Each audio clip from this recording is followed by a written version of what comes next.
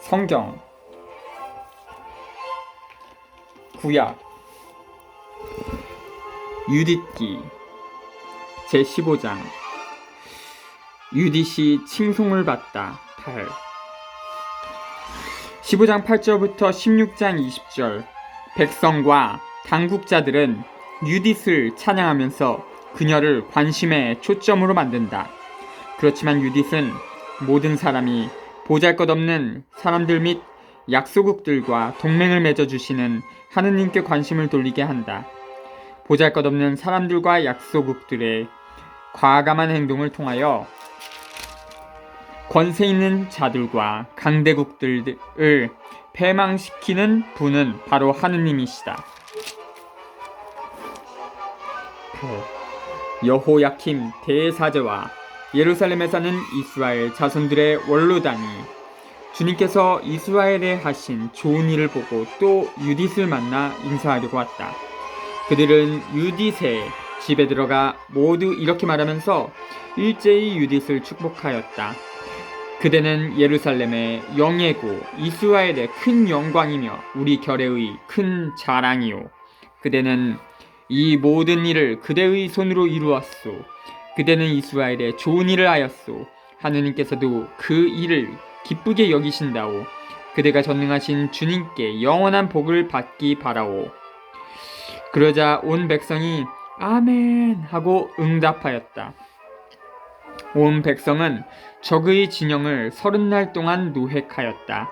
그런 다음 홀로페르네스의 천막과 그의 모든 은기물과 침상들과 그릇들 그리고 그의 모든 가구를 유딧에게 주었다.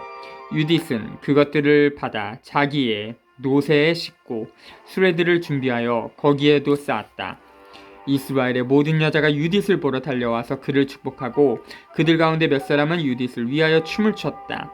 유딧은 잎이 무성한 가지들을 가져다가 자기와 함께 있는 여자들에게 나누어줬다. 또 유딧은 함께 있던 이들과 올리브 가지로 관을 만들어 썼다. 그런 다음에 유딧은 춤추는 모든 여자를 인도하며 온 백성의 앞장을 섰다. 무장을 갖춘 이스라엘의 모든 남자는 화관을 쓰고 입으로는 찬미가를 부르며 그들을 뒤따랐다. 그때 유딧이 모든 이스라엘 사람 앞에서 감사하게 노래를 부르기 시작하였다. 온 백성도 이 찬양가를 큰 소리로 따라 불렀다. 유딧의 찬양가 16장 1 유딧이 이렇게 노래하였다. 손뼉치며 나의 하나님께 바치는 노래를 시작하여라. 자바라 치며 나의 주님께 노래를 불러라. 시편과 찬양 노래를 지어 바치고 그분을 높이 받들며 그분의 이름을 불러라. 주님은 전쟁을 쳐 없애 버리시는 하느님. 그분께서 백성 가운데 당신의 진을 치시고 뒤쫓는 자들의 손에서 나를 구하셨다. 아시리아가 북녘산에서 내려왔다. 무수한 군대를 거느리고 내려왔다. 그 무리들이 골짜기들을 메우고 기병대는 언덕들을 뒤덮었다. 그는 내 영토를 불태우고 나의 젊은이들을 칼로 치고 나의 젖먹이들을 땅바닥에 내던지고 내 어린 것들을 노획물로 삼고 나의 처녀들을 전리품으로 삼는다고 하였다. 그러나 전능하신 주님께서는 그들을 여자의 손으로 물리치셨다. 그들의 영웅이 젊은이들 손에 쓰러진 것도 아니고 장사들이 그를 쳐 죽인 것도 아니며 키 큰 거인들이 그에게 달려든 것도 아니다. 무라리의 딸 유딧이 미모로 그를 꼼짝 못하게 만든 것이다. 유딧은 이스라엘에서 고통을 겪는 이들을 끌어올리려고 과부 옷을 벗었다. 얼굴에 향유를 바르고 머리를 띠로 동이고 아마포 옷을 입고 그를 유혹하였다. 유딧의 신발이 그의 눈을 흐리고 유딧의 아름다움이 그의 넋을 사로잡았다. 그리고 칼이 그의 목을 베어버렸다. 페르시아인들이 유딧의 담력에 떨고 메디아인들이 유딧의 용기에 깜짝 놀랐다. 그때 압박받던 내 백성이 함성을 지르고 연약한 내 백성이 고함을 치자 적들이 무서워 몸서리치고 소리를 높이자 적들이 고꾸라졌다. 계집종들의 자식들까지 그들을 무찌르고 도망자들의 아이들을 다루듯 그들에게 상처를 입혔다. 그들은 주 하느님의 군대 앞에서 멸망하였다. 나는 내 하느님께 새로운 노래를 부르리라. 주님, 당신은 위대하시고 영광스러우신 분, 힘이 놀라우신 분, 아무도 대적할 수 없는 분이십니다. 당신께서 말씀하시자 생겨났으니 모든 조물은 당신을 섬겨야 합니다. 당신께서 영을 보내시니 그것들이 지어졌습니다. 당신의 목소리에 거역할 자 하나도 없습니다. 산들이 그 밑바닥부터 바다와 함께 뒤흔들리고 바다들이 당신 앞에서 밀초처럼 녹을 것입니다. 그러나 당신을 경외하는 그들을 당신께서는 가엾이 여기십니다. 향기로 바치는 희생제물도 모두 별것 아니고 당신께 번제물로 바치는 굿기름도 모두 보잘것없습니다. 그러나 주님을 경외하는 이는 언제나 위대합니다. 불행하여라. 내 결례를 치러 일어나는 민족. 전능하신 주님께서 심판날에 그들에게 보복하실 것이다. 그들의 몸속으로 불과 벌레를 보내시면 그들은 고통 속에서 영원히 통곡할 것이다. 예루살렘에서 승리 축제를 거행하다. 18. 예루살렘으로 들어왔을 때에 그들은 하나님께 경배하였다. 그리고 백성은 자신들을 정화하고 나서 번제물과 자원 예물과 다른 예물들을 바쳤다. 유딧은 백성이 자기에게 준 홀로페르네스의 기물을 모두 하나님께 봉헌하였다. 그리고 자기가 홀로페르네스의 침실에서 가져온 닷집을 하나님께 완전 봉헌물로 바쳤다. 백성은 석 달 동안 예루살렘의 성소 앞에서 축제를 벌였는데 유딧도 그들과 함께 머물렀다. 유딧의 말년. 이 기간이 끝난 다음에 사람들은 저마다 지 상속 재산이 있는 곳으로 돌아갔다. 유딧도 베툴리아로 가 자기 소유지에서 살았다. 그는 여세 동안 온 나라에서 존경을 받았다. 유딧을 탐내는 사람들이 많았지만 그의 남편 므낫세가 죽어서 선조들 곁으로 간 때부터 유딧이 살아있는 동안 내에는 어떠한 남자도 유딧과 관계하지 못하였다. 유딧은 점점 더 큰 명예를 얻으며 자기 남편의 집에서 나이를 더해가 105살까지 살았다. 그는 자기의 시녀에게 자유를 주기도 하였다. 그 뒤에 베툴리아에서 죽어 자기 남편 므낫세의 동굴 묘지에 함께 묻혔다. 이스라엘 집안은 이래동안 그의 죽음을 애도하였다. 유딧은 또 죽기 전에 자기 재산을 남편 므낫세의 모든 근친과 친정의 근친들에게 나누어줬다. 유딧이 살아있을 때는 물론 그가 죽은 뒤에도 오랫동안 이스라엘 자손들을 위협하는 자가 더 이상 없었다. 16장 21절부터 25. 유딧에 대한 기억은 역사 속에 계속 남아 모든 시대의 억눌리는 사람들과 백성들의 투쟁을 북돋아준다. 그녀의 표양은 억압자를 이겨 승리를 거둔 다음에 백성이 모든 것을 서로 나누는 자유로운 사회를 조직할 수 있음을 보여준다.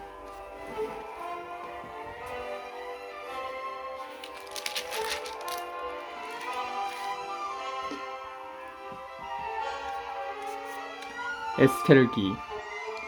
정의를 구현하는 권리. 서언. 에스테르기는 고유한 의미의 역사 이야기가 아니다. 이방인 나라들에 흩어져 있는 유다 공동체의 상황을 분석하는 일종의 보고서다. 에스테르기는 아마 주전 4세기 중엽에 히브리어로 기록되었을 것이다. 그리고 내용이 상당히 불안한 그리스어 번역은 주전 2세기 중엽에 나왔다. 이 책이 기본적으로 영감을 받은 것은 이집트 탈출 사건이다. 에스테르기는 팔레스타인에서 유다인들이 저항하는 분위기 속에서 세계에 흩어진 유다 공동체의 생존을 위한 노력의 하나로 이집트 탈출 사건을 되돌아보고 있다. 이집트 탈출 이야기는 그런 유다 공동체의 상황에서 가능한 근본적인 구조 변화를 요구한다. 그러나 에스테르기는 이미 역사 상황이 더욱 철저한 변화를 허용하지 않기 때문에 낡은 체제 속에서 살아남을 수 있는 조건을 만들어내려고 노력한다. 이 책에서는 권력을 잡으려고 생각하지 않고 다만 권력에 영향을 주려고만 한다. 그래서 특권층의 권리남용을 폭로하고 백성을 위하여 법제를 다시 만들고 민간 예식을 중히 여긴다. 에스테르기는 지방과 국가의 변화를 정의구현 투쟁이 공간을 확보하고 지상에 억눌리는 사람들이 살 희망을 되찾을 수 있게 하는 지구와 세계를 아우르는 정책에 맞는 정치를 생각하도록 우리를 도와준다. 그런 정책을 펴 가노라면 나눔과 정의와 자유가 다스리는 새로운 사회가 조금씩 실현되어 갈 것이다.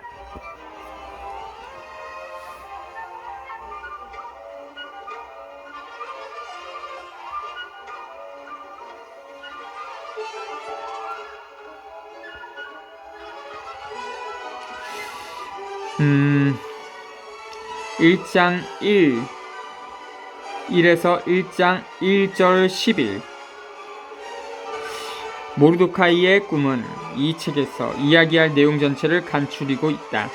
즉 긴장에 휩싸이고 위협을 당하는 정의로운 백성이 하느님께 부르짖으면 하느님께서 응답하여 정의를 보여주고 당신 백성을 해방시키신다는 것이다.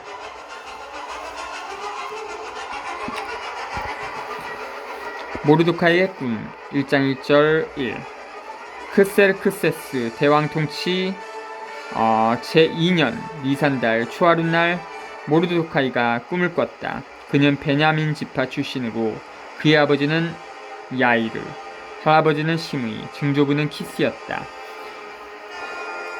스사 성읍에 사는 유다인인 그는 왕궁에서 봉직하는 사람으로 중요한 인물이었는데 바빌론 임금 네부칸네자르가 유다 임금 여콘야와 함께 예루살렘에서 잡아온 포로들 가운데 하나였다.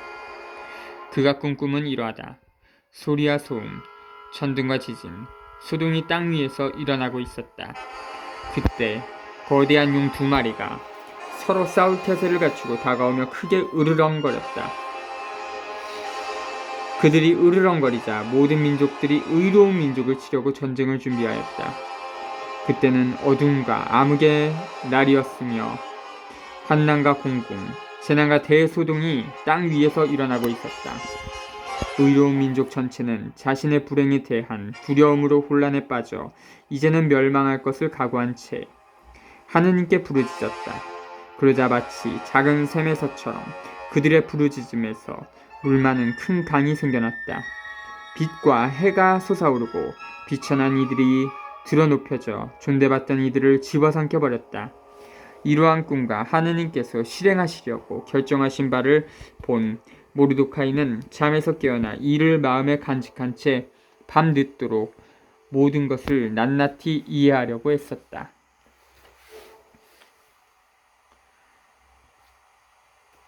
임금에 대한 음모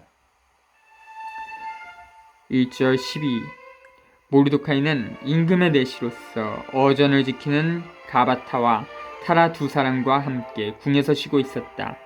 그때 그는 그들의 계획을 엿듣고서 그 의도를 조사한 끝에 그들이 크세르크세스 임금을 해치려 꾀하고 있음을 알게 되었다. 그는 임금에게 이들에 대하여 보고하였다.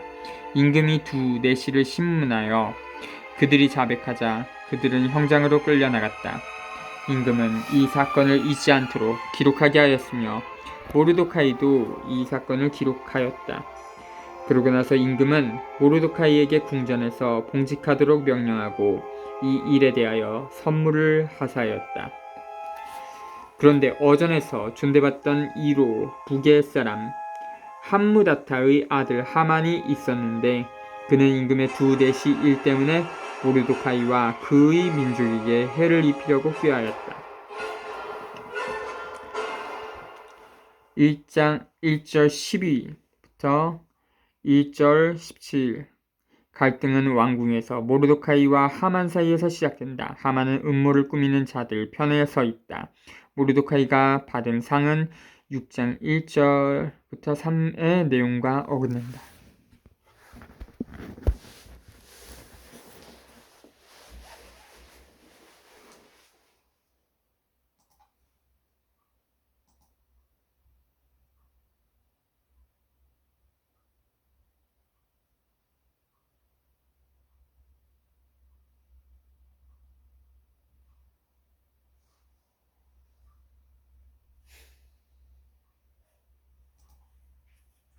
보고 이거 영어로 어떻게 하죠? 나는 끄다, 이래서 이렇게 한글로 생각하는 순간 생각이 많아지고 바로 영어가 되지 않아요. 이미지로 해석해보죠. of는 붙어있던 게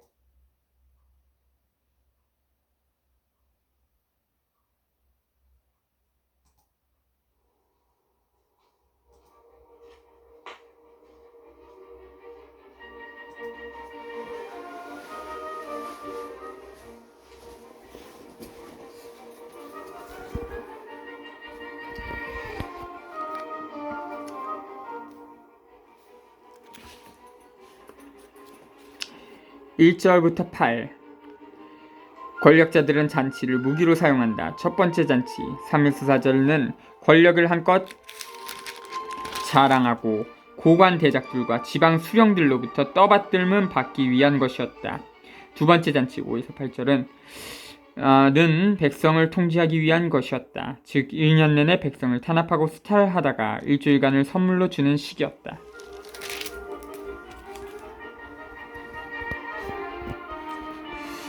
크세르크스 임금이 잔치를 베풀다. 1장 1절 크세르크스 시대의 일이다. 이 크세르크스는 인도에서 에티오피아까지 이르는 127개 주를 다스리고 있었다. 크세르크스 임금이 수사왕성에 있는 그의 왕자에 앉아있던 때이다. 그는 통치 제3년에 대신들과 시종들을 위하여 잔치를 베풀었다. 페르시아와 메디아 군대 장수들과 각 주의 귀족들과 대신들이 그 앞에 모여들었다. 임금은 181이라는 오랜 시일에 걸쳐 자기 왕국의 영화로운 부와 자기 권세의 눈부신 영광을 자랑해 보였다. 이 기간이 끝나자 임금은 지위의 높고 낮음을 가리지 않고 수사왕성이 있는 모든 백성을 위하여 대궐 정원 앞들에서 이래동안 잔치를 베풀었다. 하얀 무명과 생목과 자주색 모직이 아마와 자홍색 끈으로 은 막대와 대리석기 등에 매여 있고 석고와 대리석과 자개와 흑옥으로 된 바닥에는 금과 은으로 된 평상들이 있었다. 그리고 임금은 금잔으로 술을 마시게 하였는데 잔은 제각기 다른 모양이고 술은 임금에게 걸맞게 넉넉하였다. 그러자 어명에 따라 술을 억지로 마시게 하지는 않았다. 저마다 원하는 대로 할 수 있도록 임금이 왕실의 모든 직사에게 분부를 내렸던 것이다. 한편 와시티 왕비도 크세르크세스 임금의 궁궐에서 부인들을 위한 잔치를 베풀었다. 와시티 왕비가 폐위되다. 7째 날 술로 기분이 좋아진 크세르크스 임금은 무후만, 비스타, 할보나, 빅타, 아박타, 제카르, 카르카스 등 자신을 섬기는 7내시에게 명령하여 와스티 왕비에게 왕관을 씌워 어전으로 데우게 하였다. 그의 용모가 어여쁘기 때문에 그 아름다움을 백성들과 고관들에게 보여주려는 것이었다. 그런데 와스티 왕비는 내시들을 통하여 전달된 임금의 분부를 받들어 나오기를 거절하였다. 임금은 몹시 격분하여 속에서 분노가 타올랐다. 그래서 임금은 절기를 아는 현인들에게 문의하였다. 임금의 일은 모두 이렇게 엄연과 판례에 관한 전문가들에게 제시하는 것이 관례였다. 그의 곁에는 페르시아와 메디아의 7대신인 카르스나, 세타르, 아드마타, 탈시스, 메레스, 마스나, 무무칸이 있었다. 이들은 임금의 측근으로서 왕국에서 첫째가는 지위에 있는 사람들이었다. 내시들을 통하여 전달된 이 크세르크스 임금의 명령을 이행하지 않았으니 법대로 하자면 와스티 왕비를 어떻게 해야 하겠소? 하고 임금이 물었다. 그러자 무무칸이 임금과 대신들 앞에서 말하였다. 와스티 왕비는 임금님만이 아니라 크세르크스 임금님의 모든 주에 살고 있는 대신들과 백성들 모두에게도 잘못을 저질렀습니다. 이는 왕비의 일이 모든 부녀자들에게 알려졌어 그들이 크세르크스 임금님이 와스티 왕비를 어전으로 데려오도록 명령하셨는데도 왕비는 나오지 않았다 하면서 지 남편들을 업신여기게 될 것이기 때문입니다. 바로 오늘부터 왕비의 일을 들은 페르시아와 메디아 대신들의 부인들이 임금님의 대신들에게 대거리에 나갈 터이니 경멸과 분노가 넘칠 것입니다. 임금님께서 좋으시다면 왕명을 선포하시고 철회할 수 없도록 페르시아와 메디아 법령에 기록하게 하시오. 와스티가 더 이상 크셀크세스 임금님 앞에 나타나지 못하게 하시고 왕비의 자리는 그보다 나은 여인에게 주십시오. 임금님께서 온 왕국에 내리신 명령을 듣게 되면 이 명령은 엄중한 것이니 모든 분야자들이 위아래 할 것 없이 남편을 공경할 것입니다. 이 제안이 임금과 대신들의 마음에 들었다. 그래서 임금은 무묵한의 말대로 실행하였다. 모든 남자는 지 집안을 다스려야 하고 자기 민족의 말을 해야 한다는 조서를 임금에게 속한 모든 주에 각 주의 글과 각 민족의 말로 써서 내려보냈다. 9절부터 22절. 와스티는 왕의 명령을 거역하는데 그치지 않고 왕권을 침해할 근거를 마련한 셈이다. 모든 신하들이 그녀의 태도를 본받아 기존 질서를 뒤흔들어 놓을 위험이 있다. 이것은 구조적인 문제이다. 지배자로서는 권위에 대한 그 어떤 무례도 위협이 된다. 그래서 불길이 쇳덩이 전체를 달구기 전에 무슨 대가를 치르더라도 그 무례를 버려야 한다.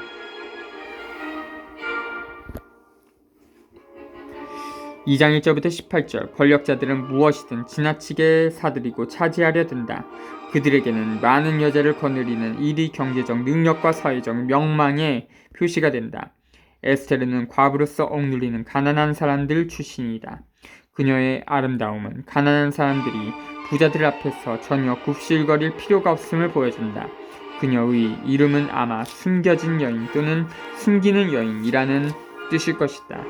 저자는 아마 보잘것없는 힘없는 사람들의 활동 속에 숨어 계시는 하나님을 가리키려고 이 이름을 사용했을 것이다. 에스테르는 억압체제의 가장 깊은 곳으로 들어간다. 18절 끝에서는 이미 자기가 백성 전체를 해방시키기 위하여 개입할 것임을 예고한다.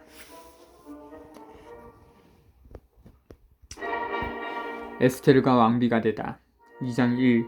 이런 일들이 있은 뒤 크셀크세스 임금은 분노가 가라앉자 와스티와 그의 행동과 그에게 걸린 결정을 다시 생각하게 되었다. 그러자 임금을 모시는 젊은 시종들이 여쭈었다. 임금님을 위하여 용모가 어여쁜 젊은 처녀들을 찾아내게 하십시오. 임금님께서는 왕국의 각 주에 책임관들을 세우시고 용모가 어여쁜 젊은 처녀들을 수사왕성의 후궁에 모아들이게 하시어 궁녀들의 관리인인 임금님의 내시 해계의 관할 아래 두시고 몸단장을 시키게 하신 다음 임금님 눈에 드는 처녀를 와스티 대신 왕비로 삼으심이 좋을 듯합니다. 임금은 그 말이 마음에 들어 그렇게 하였다. 그때 수사왕성의 유다 사람 하나가 있었는데 그의 이름은 모르도카이이고 베냐민 지파 사람으로 그의 아버지는 야이르, 할아버지는 시므이, 증조부는 킥스였다. 그는 예루살렘에서 끌려온 사람으로서 바빌론 임금 네부칸네자르가 잡아온 유다 임금 여콘야와 함께 포로로 잡혀온 이들 가운데 하나였다. 그는 자기 삼촌의 딸 하다사 곧 에스테르를 맡아 키우고 있었다. 그에게 아버지도 어머니도 없었기 때문이다. 그 처녀는 모습이 아름답고 용모가 어여뻤다. 에스테르의 아버지와 어머니가 죽자 모르도카이는 그를 자기 딸로 맞아들였다. 임금의 분부와 어명이 공포되어 수많은 처녀들이 수사왕성으로 해계의 관할 아래 모아들여질 때 에스테르도 왕궁으로 들어가 궁녀들의 관리인인 해계의 관할 아래 있게 되었다. 이 처녀는 그의 눈에 들어 총애를 받았다. 해계는 서둘러 그에게 몸단장에 쓰는 것들과 음식을 주고 왕궁에서 뽑힌 시녀 7을 배정하여 그와 시녀들을 후궁에서 가장 좋은 방으로 옮겨줬다. 그런데 에스테르는 자기의 민족과 혈통을 밝히지 않았다. 모르도카이가 밝히지 말라고 그에게 명하였기 때문이다. 모르도카이는 에스테르가 잘 있는지 그에게 무슨 일이 일어났는지 알아보려고 날마다 후궁 뜰 앞을 서성거렸다. 처녀들은 후궁 여인들의 규정에 따라 12달이 지나면 각자 크세르크세스 임금에게 차례대로 나아가게 되는데 6달 동안은 몰약 향유로, 나머지 6달 동안은 발삼과 여성용 화장품으로 몸을 다듬었다. 이 기간이 끝나 처녀가 임금에게 들어갈 때면 원하는 것은 무엇이든지 갖추어져 후궁에서 왕궁으로 보내졌다. 저녁에 들어갔다가 아침에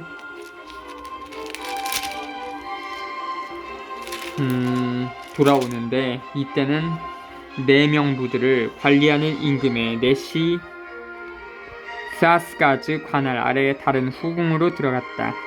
그리고 임금이 그를 좋아하여 직접 호명하지 않으면 더 이상 임금에게 나아가지 못하였다. 마침내 아비하일의 딸로서 사촌 모르도카이의 양녀가 된 에스테르가 임금에게 나아갈 차례가 되었다. 그런데 그는 궁녀들을 관리하는 임금의 넷이 헤게가 정한 것 말고는 아무것도 청하지 않았다. 에스테르는 그가 보는 모든 이들의 귀여움을 받았다. 이렇게 에스테르는 궁궐로 크세르크세스 임금에게 불려가게 되었는데 그의 통치 제7년 10째 달인 테벳 달이었다. 임금은 다른 어떤 여자보다도 에스테르를 사랑하게 되어 그는 모든 처녀들보다 임금의 귀여움과 총애를 더 많이 받았다. 임금은 에스테르의 머리에 왕관을 씌우고 그를 와스티 대신 왕비로 삼았다. 임금은 대신들과 시종들을 위하여 큰 잔치를 베풀었다. 이렇게 에스테르의 잔치를 벌이고 모든 주에 면세를 베풀며 임금답게 풍성한 선물을 내렸다.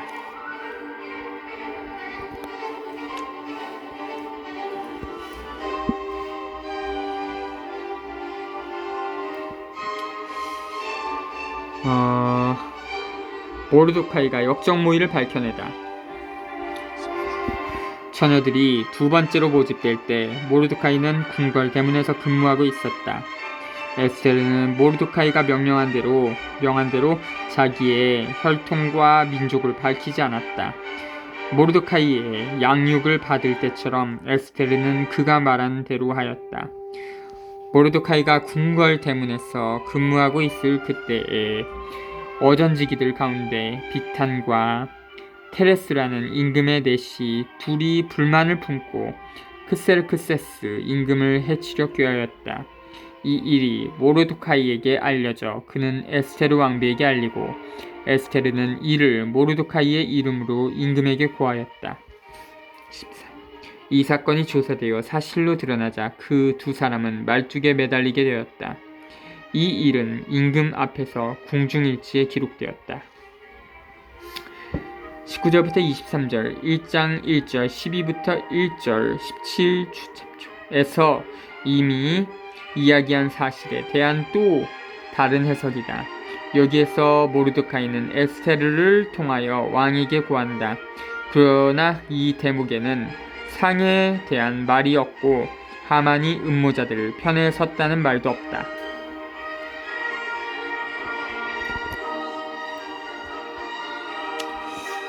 새 재상 하만과 모르도카이가 갈등을 빚다. 3장 1. 이런 일들이 있은 뒤 크세르크세스 임금은 아각 사람 함무다타의 아들 하만을 중용하였는데 그를 들어올려 자기 곁에 있는 모든 대신들보다 높은 자리에 앉혔다. 궁궐 대문에서 근무하는 임금의 모든 시종들이 하만 앞에서 무릎을 꿇고 절을 해야 하였으니 임금이 그렇게 명령하였기 때문이다. 그러나 모르도카이는 무릎을 꿇으려고도 절을 하려고도 하지 않았다.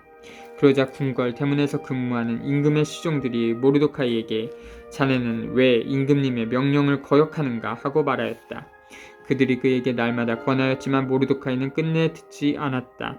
그래서 그들은 자기는 유다 사람이라고 하는 모르도카이의 말이 얼마나 오래가는지 보려고 하만에게 보고하였다. 하만은 모르도카이가 무릎을 꿇지도 절을 하지도 않는 것을 보고 노기로 가득 찼다. 그러나 모르도카이 하나만 해치우는 것으로는 눈에 차지 않았다. 모르도카이가 어느 민족인지가 자기에게 보고되자 하만은 크세르크세스 왕국 전역에 있는 유다인들을 모두 몰살하려고 꾀하였다. 3장 1절부터 6절. 모르드카이는 하만 앞에 무릎을 꿇지 않겠노라고 거절한다. 자기는 유다인이고 하만은 아말렉인의 후손을 가리키는 아가지타였기 때문이다. 아말렉인은 이스라엘인이 이집트를 탈출한 직후 이스라엘인에 맞서 싸웠고 자유를 향한 이스라엘 백성의 진군을 막으려고 애쓰는 적의 상징이 되었다. 탈출 17장 8절부터 16, 신명 25장 17부터 10의 주참주. 탈출 17장 16에서는 주님과 아말렉 사이에 대대로 전쟁이 일어날 것이다고 말한다. 이 전쟁이 에스테르기에서 계속되고 있다. 모르드카이의 뒤에는 주님과 이스라엘 백성이 있고 하만의 뒤에는 아말렉인이 있고 억눌리는 사람들의 해방운동을 가로막는 모든 적이 있다. 갈등은 모르드카이의 태도에서 시작한다.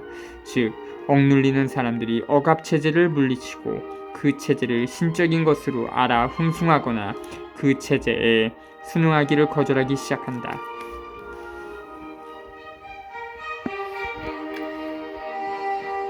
하만이 유다인 몰살을 꾀하다. 크세르크세스 임금 제12년 첫째 달인 니산달에 하만이 자기 앞에서 푸르 곧 주사위를 각 날과 각 달에 따라 던지게 하니 12째 달인 아다르 달이 나왔다. 그래서 하만은 크세르크세스 임금에게 말하였다. 임금님, 왕국의 모든 주에는 민족들 사이에 흩어져 있으면서도 저희들끼리만 떨어져 사는 민족이 하나 있습니다. 그들의 법은 다른 모든 민족들의 법과는 다를 뿐만 아니라 임금님의 법마저도 그들은 지키지 않습니다. 그들은 이대로 내버려 두시는 것은 임금님께 합당치 못합니다.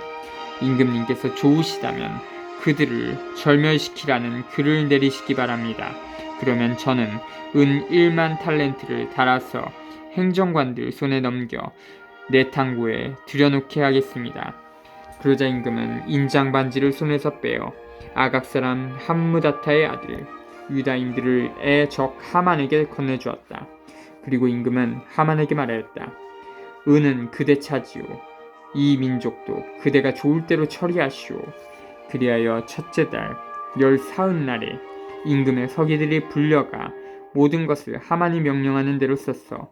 임금의 총독들과 각 주를 관장하는 지방관들과 각 민족의 대신들에게 보내는 문서를 각 주의 글과 각 민족의 말로 작성하였다. 그 문서는 크세르크세스 임금의 이름으로 작성되어 임금의 반지로 봉인되었다.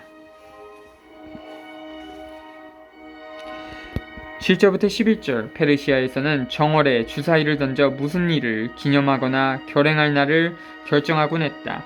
이 경우에는 유다인을 없애기 위해 가장 적당한 날을 알아내기 위하여 주사위를 던진다. 마지막 달에 주사위가 떨어진 사실은 그 해가 사실상 하나님 백성의 운명이 결정되는 역사 전체를 상징하고 있음을 보여준다. 무엇 때문에 하나님의 백성이 위험한가? 그것은 그들이 흩어져 있는 외에도 따로따로 떨어져 있으면서도 다른 백성들과는 다른 자기네 본 모습을 가지고 있기 때문이다. 하나님의 백성이 보여주어야 할 결정적인 차별성은 율법에 있다. 율법은 모든 사람이 자유롭게 살 수 있는 형제에 넘치는 정의로운 사회를 세워가는 방향으로 사회 갈등을 해결하려고 노력한다. 탈출 19부터 23과 신명기 전체 첩조. 하만은 억압자와 똑같은 생각을 가지고 있지 않은 백성은 반란을 일으킬 가능성이 있으니 반드시 죽여 없애야 한다고 말한다. 신문도 하지 않고 증거나 증인도 없이 재판도 열지 않고 처벌을 하는 것은 엄청난 불이다. 왕은 그런 백성을 없애기 위하여 많은 돈을 아끼지 않고 쓴다. 12절부터 15절. 유다인을 모조리 없애라는 칙령이 보편적 성격을 띠고 있다. 모든 당국자들에게 써보낸다. 즉 하나님의 백성을 없애는데 마치 온 세상이 소집되고 있는 것 같다. 그 칙서는 파스카 전날 밤 정월 13일에 반포된다. 즉 하나님의 백성을 파스카의 어린 양으로 삼을 작정이다. 이 날짜는 또한 파스카의 거행이 늘 기억하게 하는 해방시키는 반전을 상기시킨다. 탈출 12장 1부터 14일 주제죠. 더구나 아달월 12월 13일에 해방운동의 영도자 모세가 태어난다.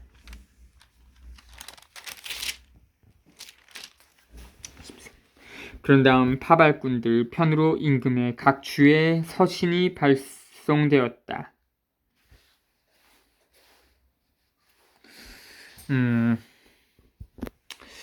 사실을 배치어볼 때 이 직서의 본문은 모순투성이다. 이 직서는 고발 내용의 진실과 거짓 여부를 가리지도 않고 심지어 희생당하는 자들을 알려고도 하지 않는 권력자들의 자의적인 행동 방식의 표본으로서 제시된다.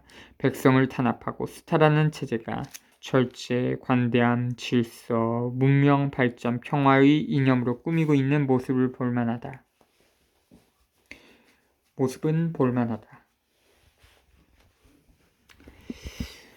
아이와 여자 할 것 없이 어린이에서 노인에 이르기까지 모든 유다인들을 12째 달인 아다르달 14날 한날에 파멸시키고 죽여서 절멸시키고 그들의 재산을 몰수하라는 것이었다. 13장 1. 그 서신의 사본은 이러하다. 그세르크세스 대왕이 인도에서 에티오피아까지 이르는 127개 주의 제후들과 그 예하 지방관들에게 이 글을 써 보냅니다. 과인은 수많은 민족들을 지배하고 온 세계를 통치하게 되었지만 권력의 오만함으로 방자하게 되지 아니하고 오히려 항상 더욱 온화하고 관대하게 다스려 신민들의 삶을 모든 면에서 어떠한 소란도 없이 안정시키고 왕국을 그 경계선 끝까지 평온하고 마음대로 다닐 수 있게 만들어 모든 사람이 열망하는 평화를 회복하리라 결심한 바 있습니다. 그래서 이를 어떻게 하면 완수할 수 있는지를 과인의 자문관들에게 문의하였더니 우리 가운데 두드러지게 사려가 깊고 변함없는 호의로 항구한 충성심을 보여주며 왕궁에서 두 번째 자리를 차지하고 있는 하만이 적대적인 백성 하나가 이 땅의 모든 부족들 사이에 섞여 살고 있는데 자기들의 법으로 모든 민족들을 거스르고 임금들의 명령을 끊임없이 배척하여 우리가 흠잡을 데 없이 수행하고 있는 통치가 정립되지 못하게 하고 있다는 사실을 지적해 주었습니다. 이제 우리는 이 백성이 혼자서 유별나게 모든 사람과 끊임없이 적대관계를 이루면서 자기네 법에 따라 기이한 생활방식으로 떨어져 살며 우리 일에 나쁜 감정을 품고 극악한 짓들을 저질러 왕국의 안전을 위협하기에 이르렀다는 사실을 깨닫게 되었습니다. 그래서 과인은 이렇게 명하는 바입니다. 국사를 관장하는 자리에 있으면서 우리에게는 제2의 아버지인 하만이 여러분들에게 보낸 문서에 명기된 자들을 금년 12째 달인 아다르달 14날에 여자와 아이들을 막론하고 모두 인정사정 전혀 볼 것 없이 그들의 원수들의 칼로 뿌리째 절멸시켜 예나 지금이나 적대적인 자들이 단 하루의 저승으로 세차게 떨어져서 앞으로 우리의 국사가 안정과 안녕 속에 수행될 수 있게 하십시오. 그리고 이 문서의 사본이 각 주의 법령으로 선포되고 모든 민족들에게 공포되어 그날에 대비하게 하였다. 파발꾼들은 임금의 분부를 받고 급히 달려나갔다. 어명은 수사왕성에도 선포되었다. 임금과 하만은 술자리를 가졌지만 수사 성읍은 혼란에 빠졌다.